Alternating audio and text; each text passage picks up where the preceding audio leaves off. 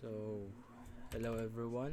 My name is Don Antones Baldoza from BSITS2A, and today pag-uusapan natin is all about operating system, and mag-focus tayo lahat sa Windows. Bali hindi natin pag-usapan ang Linux, Mac, Macintosh, kahit ano pang OS. Bali ang focus lang natin is all about Windows. Sa Windows, meron siyang maraming types, marami siyang version.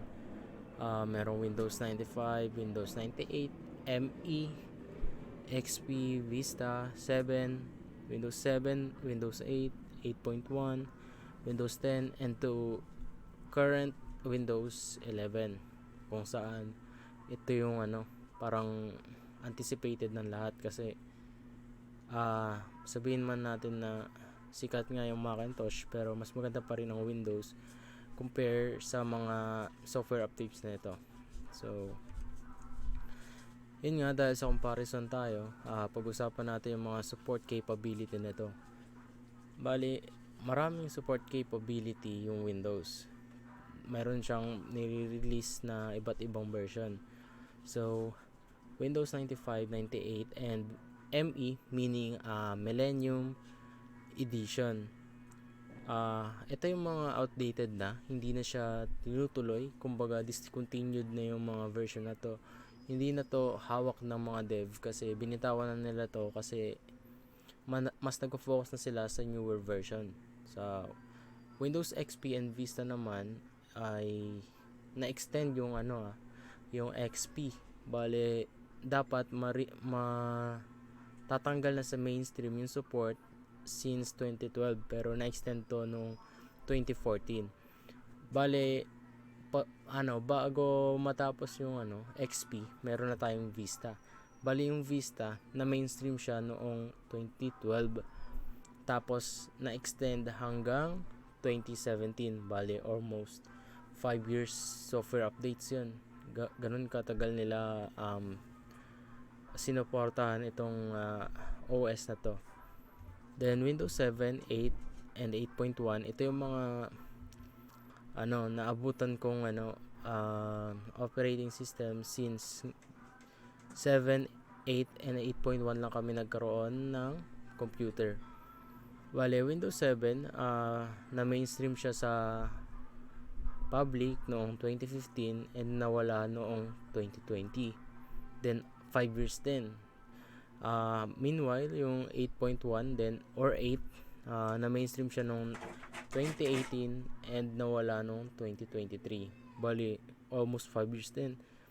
So, makikita natin yung pattern ng Windows kung paano nila tinatanggal at mas nagfo-focus sila sa paggawa ng bagong update every 5 years.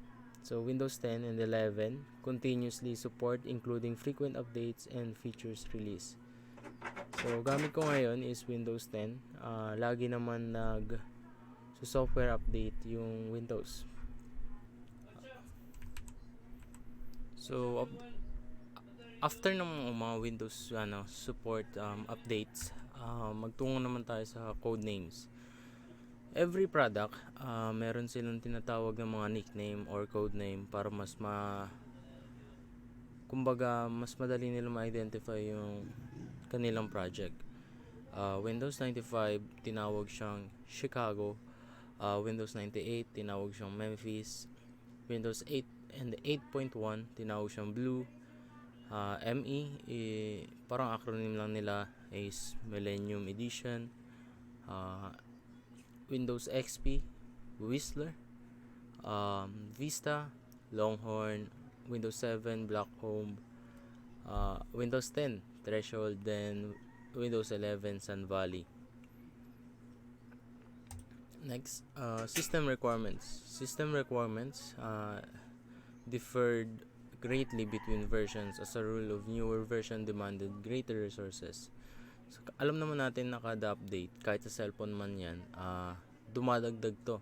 Kumbaga, bumibigat yung ating mga devices. Pero, sa mga version na to, sa mga softwares, mga operating system, ganun din na nangyayari. Mas kailangan natin ng na mas maraming storage, Kasi magdadagdag sila ng panibagong features, magdadagdag sila ng bagong security. Kailangan natin na updated CPUs, updated BIOS, and of course motherboard para ma-support lahat na to. Then storage, yun nga, sinabi ko dati 40 gig lang yung Windows, ngayon 50, nalagdagan ng 10. Dahil doon nagkaroon tayo ng mas magandang support system and much better overall yung version ng ating operating system. Sa features naman, of course, alam naman natin na kada update nagkakaroon to ng panibagong interface kung saan mas mapapaganda nito yung visuals, then yung ating security.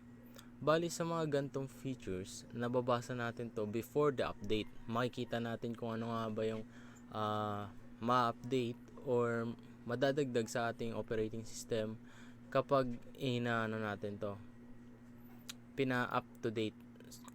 So minsan inaayos nila yung bugs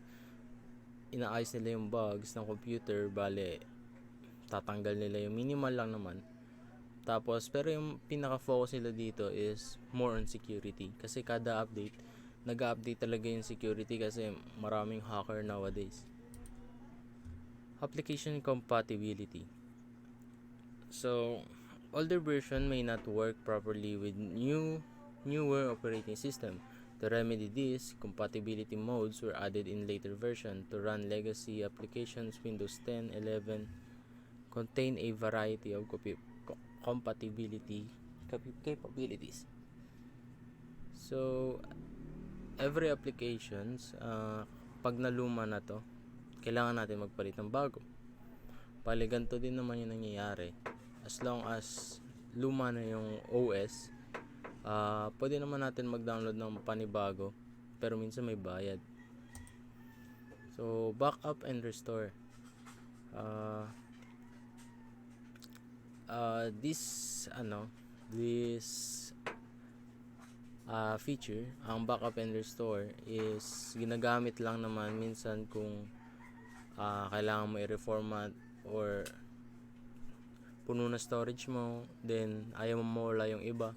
Bali iba-backup mo siya, pero pagtapos nun marireformat mo, pero hindi yung files na yun. I mean, meron kang backup option, then once na na-backup mo na siya, pwede ka na bumalik, i-restore na lang siya pagkatapos mong i-reformat lahat.